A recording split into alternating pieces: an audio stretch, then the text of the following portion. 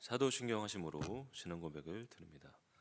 전능하사 천지를 만드신 하나님 아버지를 내가 믿사오며 그 외아들 우리 주 예수 그리스도를 믿사오니 이는 성령으로 잉태하사 동정녀 마리아에게 나시고 본디오 필라도에게 고난을 받으사 십자가에 못 박혀 죽으시고 장사한 지 사흘 만에 죽은 자 가운데서 다시 살아나시며 하늘에 오르사 전능하신 하나님 우편에 앉아 계시다가 저리로서 산자와 죽은 자를 심판하러 오시리라. 성령을 믿사오며 거룩한 공회와 성도가 서로 교통하는 것과 죄를 사하여 주시는 것과 몸이 다시 사는 것과 영원히 사는 것을 믿사옵나이다. 아멘. 찬송가 321장입니다.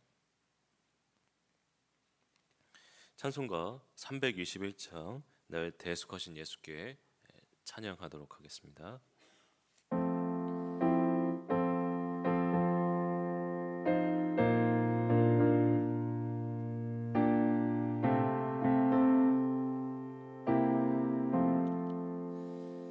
날 대속하신 예수께 내 생명 모두 드리니 늘 진실하게 하소서.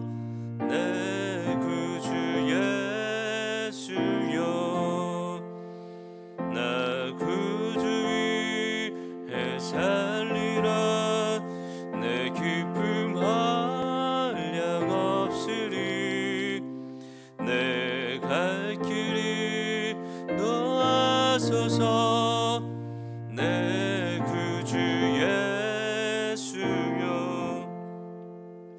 날 구원하신 예수를 일평생 의지하오니 날 영접하여 주소서.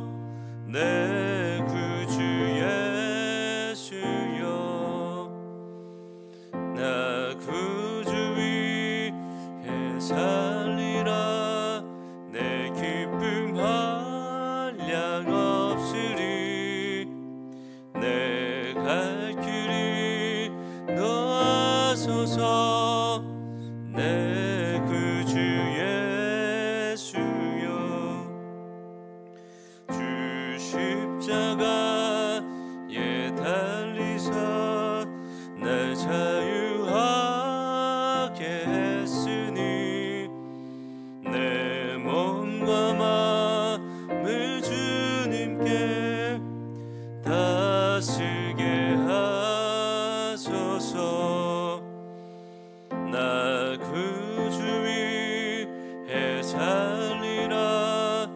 내 기쁨 한량 없으리. 내 갈 길이 놓아소서. 내 구주 예수여.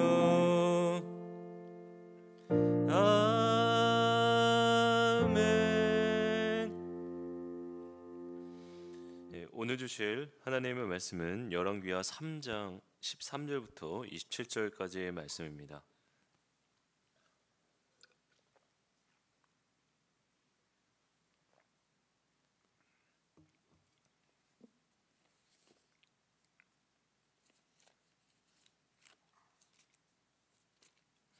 오늘 주실 하나님의 말씀은 열왕기하 3장 13절부터 27절까지의 말씀입니다. 제가 혼자 읽도록 하겠습니다. 열왕기하 3장 13절입니다. 엘리사가 이스라엘 왕에게 이르되 내가 당신과 무슨 상관이 있나이까? 당신의 부친의 선지자들과 당신의 모친의 선지자들에게로 가소서 하니 이스라엘 왕이 그에게 이르되 그렇지 아니하나이다. 여호와께서 이 세 왕을 불러 모아 모압의 손에 넘기려 하시나이다 하니라. 엘리사가 이르되 내가 섬기는 만군의 여호와께서 살아 계심을 두고 맹세하노니 내가 만일 유다의 왕 여호사밧의 얼굴을 봄이 아니면 그 앞에서 당신을 향하지도 아니하고 보지도 아니하였으리라. 이제 내게를 검은 고 탈 자를 불러 오소서 하니라. 검은 고 타는 자가 검은 고를 탈 때 여호와의 손이 엘리사 위에 있더니 그가 이르되 여호와의 말씀이 이 골짜기의 개천을 많이 파라 하셨나이다. 여호와께서 이르시기를 너희가 바람도 보지 못하고 비도 보지 못하되 이 골짜기에 물이 가득하여 너희와 너희 가축과 짐승이 마시리라 하셨나이다.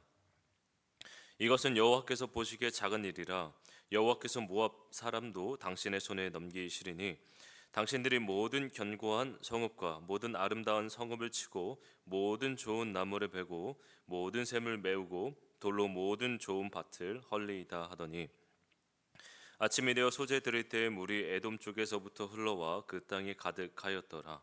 모압의 모든 사람은 왕들이 올라와서 자기를 치려한다 함을 듣고 갑옷 입을 만한 자로부터 그 이상이 다 모여 그 경계에 서 있더라.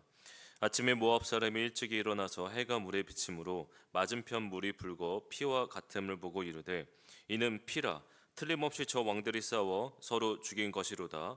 모압 사람들아 이제 노략하러 가자 하고 이스라엘 진에 이르니 이스라엘 사람이 일어나 모압 사람을 쳐서 그들 앞에서 도망하게 하고 그 지경에 들어가며 모압 사람을 치고 그 성읍들을 쳐서 헐고 각기 돌을 던져 모든 좋은 밭에 가득하게 하고 모든 샘을 메우고 모든 좋은 나무를 베고 기라 레셋의 돌들은 남기고 물매꾼이 두루 다니며 치니라.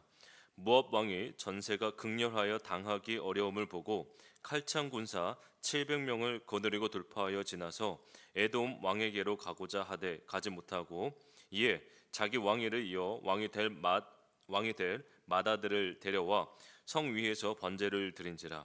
이스라엘에게 크게 경노함이 임함에 그들이 떠나 각기 고국으로 돌아갔더라. 아멘. 어제 말씀을 상기하자면 여호라름은 하나님을 위해서 전쟁을 일으켰던 것이 아니라 자신이 배신 당했기 때문에 이 전쟁을 일으켰던 것이었습니다. 북이스라엘과 남유다 그리고 에돔의 이 세 연합군은 이제 분명 모압보다 압도적이었었고 이 모압의 남쪽을 먼저 친 것은 이 전략적으로 승기가 이제 기정사실처럼 여겨졌었습니다. 그러나 그들에게 예상치 못한 어려움이 찾아오게 되는데 바로 이 전쟁도 치르지도 못한 채 물이 부족했던 것이죠. 그러나 이때 이 물이 부족한 것에 대해 여호람은 그 위기가 닥치자 그것을 하나님 책임으로 돌리기 시작합니다. 이상한 것은 이 여호람은 하나님께 물은 적이 없었거든요. 자신을 과시하기 위해 전쟁을 일으켰던 그가 갑자기 하나님을 탓하기 시작하더라는 것입니다. 마치 출애굽에서 이스라엘 백성들이 이제 하나님을 원망하고 불평했던 것처럼 말이죠.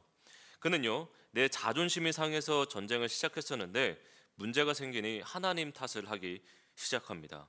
이때 이 여호사밧은 이제 하나님의 말씀을 들어봐야 한다라고 말하면서 이제 왕에게 이렇게 제안을 하게 되는데 사실 이때는 이 물이 없어서 이 목말라 죽게 되는 상황이 위기가 아니라 하나님의 말씀을 듣지 않는 것 자체가 위기라는 것이죠.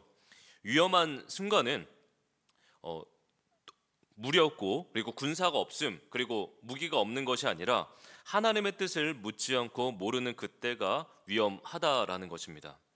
여호사밧은 하나님으로부터 듣는 것이 무엇보다 중요합니다라고 얘기한 것이고 새 왕이 얼마나 두려움에 빠졌는지 바로 이제 이 여호사밧에게 엘리사를 오라고 한 것이 아니라 이번에는 엘리사에게 직접 내려가 찾아가게 됩니다. 왕들 앞에선 엘리사는 13절 14절에 이렇게 말씀합니다.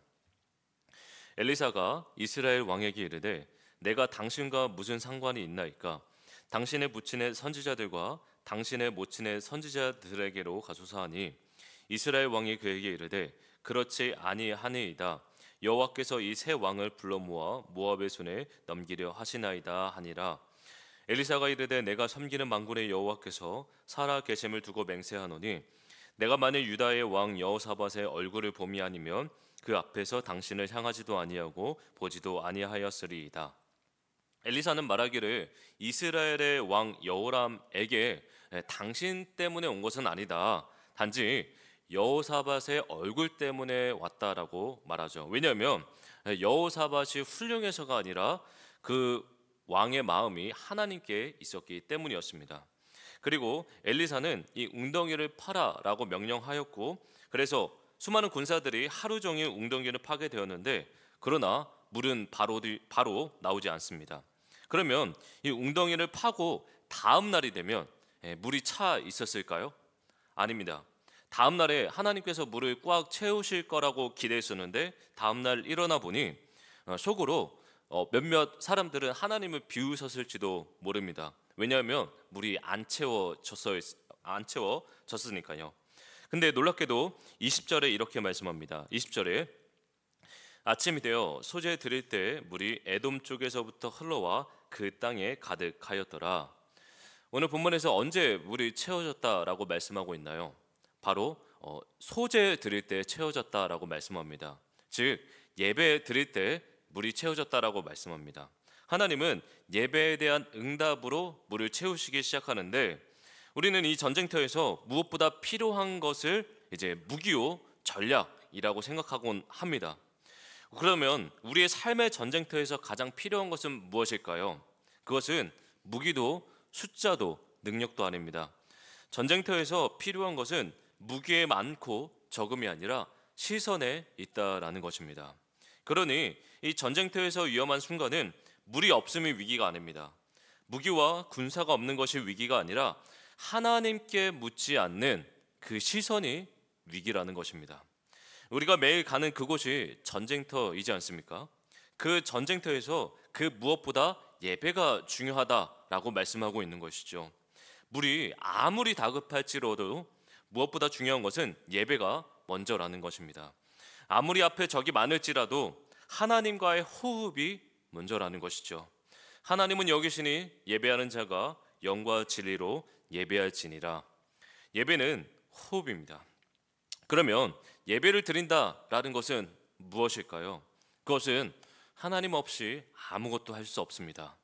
예배 자리에 나와서 이런 마음이 없다면 예배가 아닐 수도 있습니다. 우리 속에 항상 이 마음이 떠나지 않을 때 예배가 되는 것이고요, 동시에 우리가 말씀 앞에서 목마른 영혼이 물로 채워지게 된다라는 것입니다. 예배와 함께 물이 들어오게 됩니다. 때로는 이 물을 얻기 위해서 우리는 예배를 드리곤 하는데, 그렇다면 우리는 하나님 대신에 물을 예배하고 있는 것이죠. 그래서 우리 삶 가운데 때로는 이런 태도 때문에 광야가 찾아올 때가 있습니다. 광야에서 하나님만 계시면 됩니다. 하나님만 나를 떠나지 말아주세요. 이것이 광야 속에 우리가 드려지는 하나님께 예배의 고백이라는 것이죠. 그때 물이 앞으로 다가오게 됩니다. 이때 그런 모습을 보고 모압은 착각하게 되는데 22절, 23절에 이렇게 말씀합니다. 아침에 모압 사람이 일찍 일어나서 해가 물에 비침으로 맞은편 물이 붉어 피와 같음을 보고 이르되 이는 피라 틀림없이 저 왕들이 싸워 서로 죽인 것이로다. 모압 사람들아 이제 노략하러 가자 하고, 하나님은 약속하신 대로 모압을 무너뜨리십니다. 붉은 땅에 물이 찼으니 푸르게 된 것이죠. 물을 마시게 함과 동시에 이 모압 입장에서 붉게 보여서 이 연합 군대가 서로 다투고 있구나, 그래서 달려갔는데 결국 모압은 거의 전멸하게 됩니다. 문제는 이 모압이 다 망하고 이제 700명의 군사가 남겨졌는데, 이 모압 왕의 탈출구가 보이지 않자 아주 극단적인 방법을 선택하게 됩니다. 바로 자신의 신 그모스에게 최고의 제사를 드리게 되는데, 바로 인신제사, 자신의 아들을 태워드립니다. 왕세자를 공개적으로 적군들도 볼 수 있도록 성벽 위에서 이 왕세자를 불태워 죽여버리죠. 자신의 처지의 참담함을 자신의 신 그모스에게 알리고 적진에게 더 이상 자신을 공격할 수 없도록 격렬하게 자극시키더라는 것입니다. 그런데 이상한 것은 오늘 본문에서 이 모압과의 전쟁에서 하나님이 승리를 주셨음에도 불구하고 이스라엘 백성들은 그 승리를 누리지 못합니다. 숟가락을 떠먹여 주셨음에도 갑자기 이스라엘이 그 먹을 것을 뱉어버립니다. 이스라엘은 이 모압의 인신 제사의 모습을 보고 두려워했던 것 같습니다. 이 모압 왕의 아들은 이 불로 자신의 살을 태움으로 격렬하게 저항하며 부르짖는 그런 이 저항하는 그런 모습이 아마도 이 그모스 신이 분노했다라고 느꼈던 것 같습니다. 그리고 이 더 이상 전쟁을 진행하게 되면 그모스의 신이 이 이스라엘 백성들 자신들을 저주할 것이라고 믿었고 결국에는 이 전쟁이 멈추게 됩니다. 하나님은 이 연합국에게 승리를 주셨지만 반쪽 신학에 패배나 다름이 없었습니다. 순종하는 척 하였지만 결국 이들은 불순종하였습니다. 하나님을 불신하고 이 그모스 신에 압도되어 결국 이 모압을 쟁취하지 못하게 됩니다. 이스라엘의 이 애매한 태도는 한마디로 아무도 믿지 못했던 모습이었죠. 하나님의 목소리를 들었던 것 같지만 이 우상의 목소리에 압도되어 그 자리를 떠나게 됩니다. 우리는 언제든지 이 상황이 완벽하면 그리고 전혀 부족함이 없다라고 느껴지면 하나님을 구경꾼으로 만들기도 합니다. 인생이라는 전쟁 속에서 이 나를 향한 신뢰만이 남은 채 싸우는 것, 그것은 두려움이 찾아오게 마련입니다. 신앙은 하나님을 향한 사랑이 나의 삶을 어떻게 이끌어 가는가입니다. 하나님을 향한 사랑이 나의 삶을 이끌어 가지 않는다라고 한다면 우리는 언제든지 순종하는 척 하게 된다라는 것입니다.